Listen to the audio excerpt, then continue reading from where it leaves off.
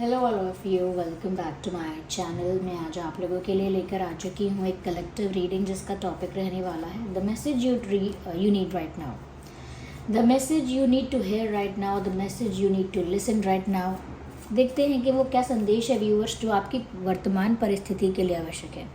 ऐसा क्या मैसेज आपको यहाँ पर spirits, divine spirits, guardian angels आपको बता रहे हैं, जो मैसेजेस आपके लिए बहुत हेल्पफुल हैं, स्पेशली आपकी करंट सिचुएशन के लिए कोई गाइडेंस आपको देते हैं। ओके, तो आइए देखते हैं व्हाट इज़ द मैसेज है which you need right now.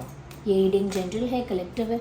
हो सकता है कि आपकी सिचुएशन के साथ एक्यूरेटली रेजोनेट करे, हो सकता है कुछ परसेंट रेजोनेट करे, तो ओपन माइंडेड होकर सुनिएगा और ज़बरदस्ती अपने आप को रीडिंग में फिट इन करने की कोशिश मत कीजिएगा। जितना रेजोनेट होता है आपकी सिचुएशन के साथ उतना ही एक्सेप्ट कीजिए and leave the rest. Okay, आइए चलिए रीडिंग स्टार्ट करते हैं and then let's see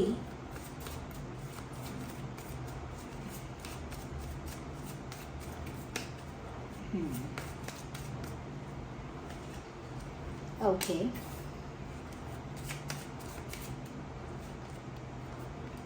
okay,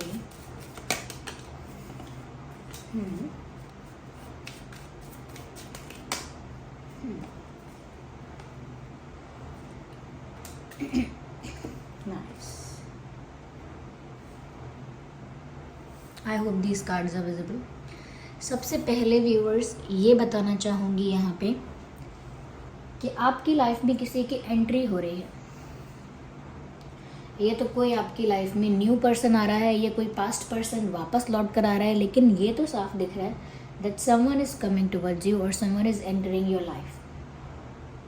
कोई ऐसा है जो आपके जीवन में आ रहा है, आपके लाइफ में आपके दिल के दरवाजे पे दस्तक देने वाला है। ऐसा कोई इंसान हो सकता है और वो बहुत जल्दी आपसे कांटेक्ट करेंगे या कहीं मिलेंगे, कहीं टकराएंगे, कहीं उनके साथ आपका आमना सामना होगा या कहीं से आपको उनके बारे में पता चलेगा या वो खुद कहीं से अपीयर हो जाएंगे, आई डोंट नो कहाँ से।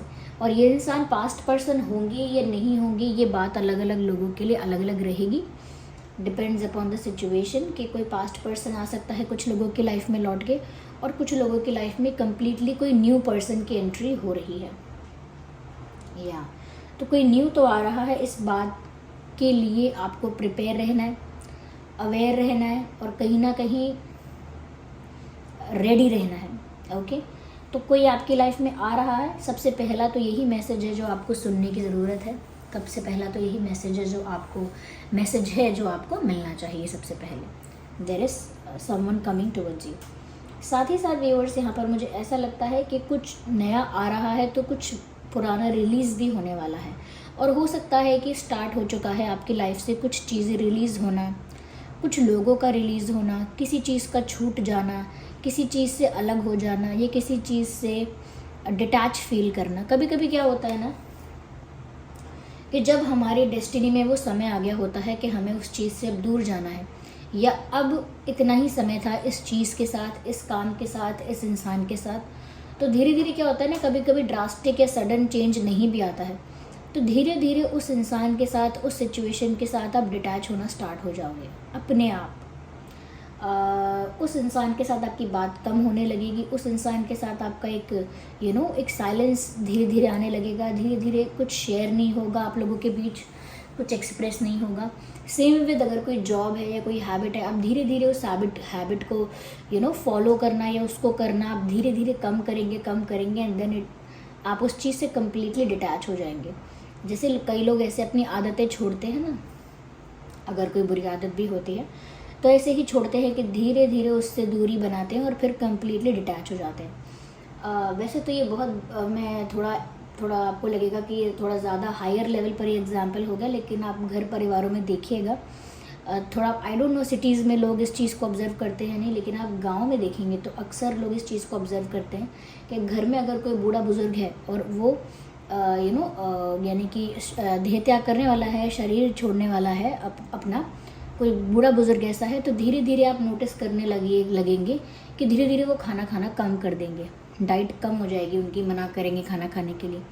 फैमिली के साथ बैठना, टाइम स्पेंड करना बंद कर देंगे, अपने ही रूम में, अपने ही स्पेस में अलग बैठे रहेंगे, अलग लेटे रहेंगे, अलग रहेंगे।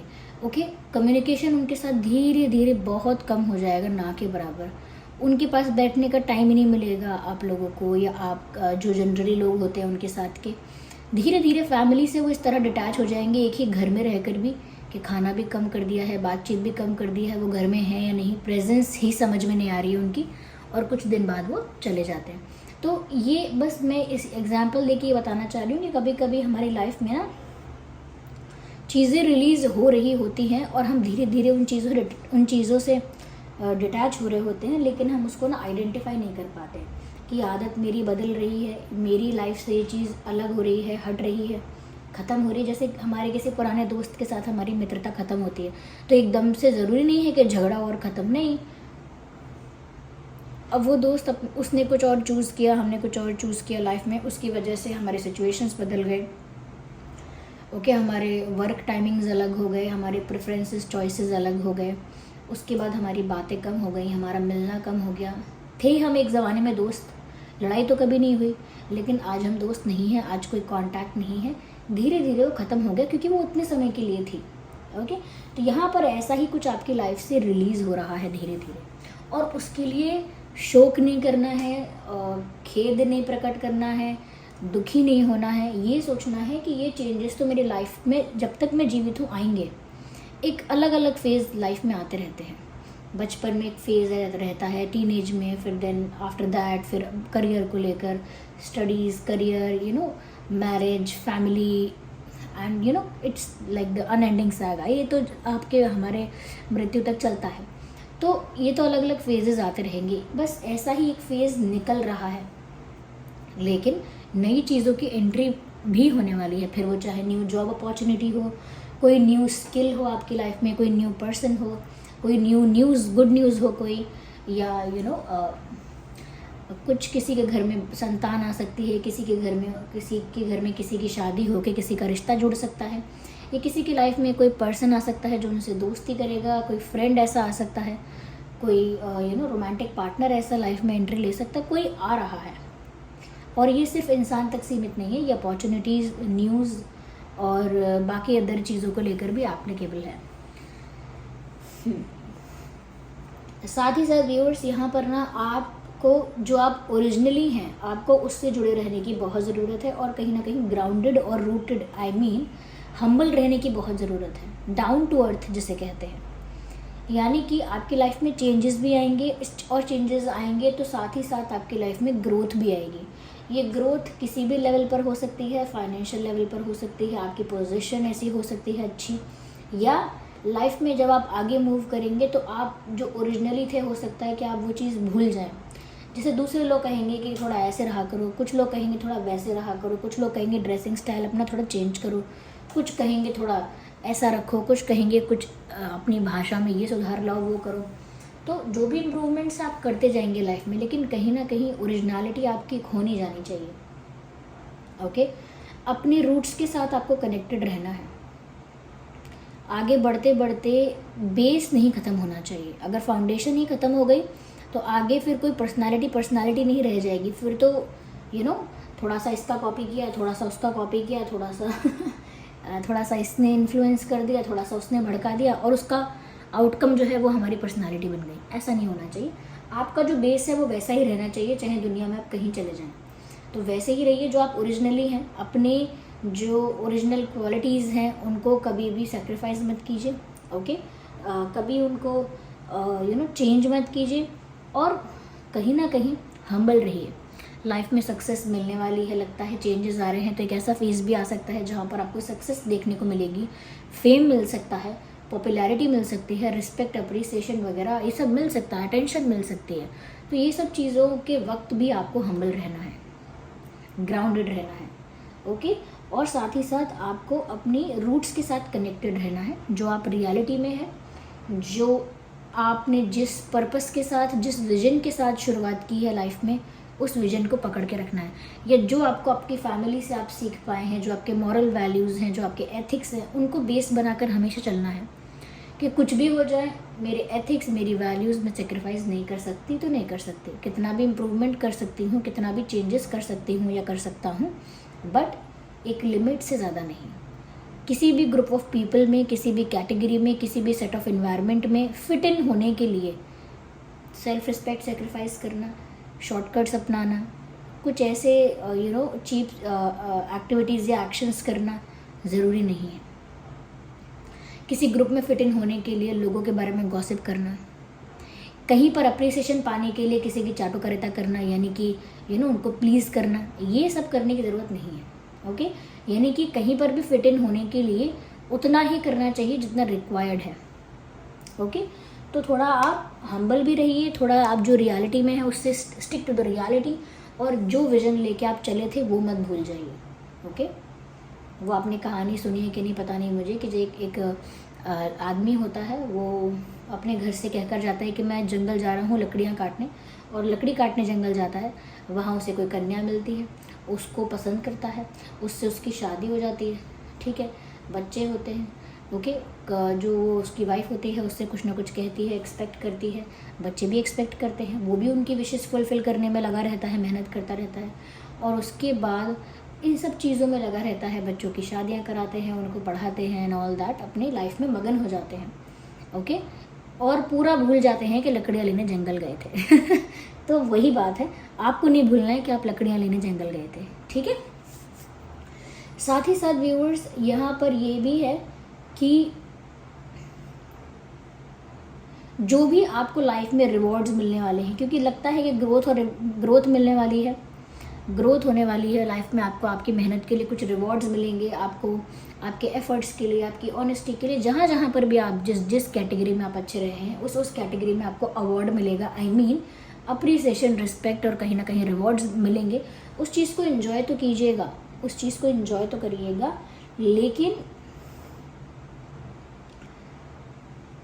लेकिन उसको एंजॉय करते वक्त आपको इस बात का ध्यान रखना है कि ये इन चीज़ों के लिए ग्रैटिट्यूड शो करना ना छोड़ें। जैसे कि हम सभी ऐसा बोलते हैं कि जो भी मुझे मिला है, पैसा कह लीजिए, पद प्रतिष्ठा कह लीजिए, यानी कि नेम फेम कह लीजिए, अगर लाइफ में सक्सेस कह लीजिए, ये मुझे भगवान ने दिया है और ये सब भगवान का है, परमात्मा का ही है, मेरा क्या है। ऐसे टू लुक वाइज़र, अच्छा दिखने के लिए, वाइज़र दिखने के लिए, ज़्यादा फिलोसफिकल दिखने के लिए ऐसी बातें तो बोलते हैं, लेकिन इसका जो लिटरली जो मीनिंग है वो यही है व्यूवर्स यहाँ पे, कि जब आपको लाइफ में इतनी ग्रोथ सक्सेस मिलती है और आप कहते हैं ये सब ईश्वर का है, मेरा तो कुछ नहीं है इसमें, तो ईश्वर की कृपा है या उनका दिया हुआ है, उन्होंने दान दिया है, उन्होंने हमको कह लो भीख दी है, जो भी कह लो, जिस भी तरह से आप अपने आप को दयनीय और सौम्य बना सकते हैं, ऐसा बोल करके उन्होंने ही दिया है। तो इस बात को हमेशा याद रखो कि अगर उन्होंने ही दिया है और हम सिर्फ मांगने की साइड पे रहे हैं उनसे हमेशा, और उन्होंने हमें प्रोवाइड ही किया है हमेशा, और अगर अच्छा प्रोवाइड करते आ रहे हैं हमको, ऐसी ब्लेसिंग्स हमको दे रहे हैं कि लाइफ में सक्सेस मिल रही है हमको, तो फिर हमें इस बात को अच्छी तरीके से दिमाग में फिक्स कर लेना चाहिए कि ये उनकी दी हुई भीख है। और जब कोई हमें भीख देता है, दया करता है हम पर, कृपा करता है हम पर, तो उस मिली हुई कृपा पर, उस मिली हुई दया पर हम इतरा नहीं सकते। हम उस चीज़ पर ईगो, एटीट्यूड या बहुत ज़्यादा अहंकार या बहुत प्राउड अपने आप पर फील नहीं कर सकते कि देखो मैंने क्या अचीव किया। अभी तो आपने बोला कि सब परमात्मा ने दिया है, सब उन्हीं का है, उन्हीं की कृपावश मिला है, तो फिर हमको जो चीज़ कृपा में मिली है उस चीज़ पर इतराना कैसा। सपोज़ अगर कोई बेगर है, पैसे मांगकर अपना गुजारा चलाते हैं या खाना मांगकर, ओके, अब उनको अगर कोई ज़्यादा खाना दे देता है या ज़्यादा पैसे भी दे देता है या और भी कुछ अच्छी चीज़ें प्रोवाइड कर देता है कि आप खाना भी ले लो, एक काम करो आप यहाँ पर ये भी कर लो, आपको ये भी चाहिए तो आप ये भी ले लो, बहुत सारी चीज़ें कोई उन्हें दे भी देता है, तो क्या वो कभी उन चीज़ों पर इतरा पाएंगे कि आज मुझे किसी ने 10,000 रुपये दिए तो देखो आज मेरे पास कितने पैसे हैं और मैं किस पोजीशन पे हूँ, तो ऐसा नहीं कर सकते वो, क्योंकि उनको पता है कि ये दया में मिले हैं, कृपा से मिले हैं, एक तरह से हमको भीख में मिले हैं। तो जब आप इस तरह की फीलिंग में आ जाते हो कि मुझे जो मिला है वो तो परमात्मा ने भीख में दिया है, दया में दिया है, मैं इस पर प्राउड कैसे फील करूँ, मैंने खुद बनाया हो, कमाया हो, अपने लिए क्रिएट किया हो, तो मैं प्राउड फील करूँ। जब क्रिएट ही उन्होंने किया है, मेरी लाइफ में सक्सेस हो सकती है, ये भी उन्होंने क्रिएट किया है, मुझे क्या क्या अच्छा मिल रहा है वो भी उन्होंने क्रिएट किया है, तो ये पूरी तरह से उन्हीं को थैंक्स है, उन्हीं को ग्रैटिट्यूड है, उसी वजह से हम पूरी तरह से ग्रेटफुल हैं। इसीलिए उस सिचुएशन में घमंड का, ईगो का या इतना प्राउड फील करने का चांस नहीं होता, या मोमेंट ही नहीं ऐसा आता कि आप अपने आप पर प्राउड फील करो या एटीट्यूड आपके अंदर आए या घमंड आए, नहीं। क्योंकि जब तक हमको भीख में मिला है, हम ये बात जानते हैं, दया में मिला है, कृपा में मिला है, तब तक हम उस पर इतरा नहीं सकते, क्योंकि वो किसी और की चीज़ है जो हमें यूज़ करने के लिए मिली है इस लाइफ टाइम में। You should be thankful, you should be grateful, that's enough. तो बस इंजॉय कीजिए उस चीज़ को, लेकिन ग्रेटफुल रहना मत भूलिएगा, ग्रैटिट्यूड शो करना मत भूलिएगा। साथ ही साथ व्यूअर्स, यहाँ पर ऐसा है कि आप रिश्तों में भी काफ़ी अच्छा परफॉर्म करेंगे। और रिश्तों में परफॉर्म करने का मतलब ये, आपके रिश्ते परिवार में, दूसरे लोगों से, फ्रेंड्स से, वर्क प्लेस पर, पार्टनर के साथ, या जिनके साथ भी हैं, जैसे भी रिश्ते हैं, मधुर रहेंगे, अच्छे रहेंगे। लेकिन कहीं ना कहीं आपको ये चीज़ बस मेंटेन रखनी है कि ये एक तरफा ना हो जाए सभी। कोई एफर्ट लेता जा रहा है, वहाँ आप एफर्ट नहीं ले रहे। कोई रिश्ता ऐसा है जहाँ आप एफर्ट लेते जा रहे हैं, कोई और एफर्ट नहीं ले रहा।